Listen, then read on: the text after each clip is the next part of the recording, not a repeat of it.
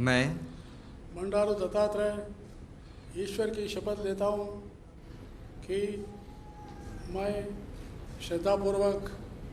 हरियाणा के राज्यपाल के पद का कार्यपालन करूँगा तथा अपनी पूरी योग्यता से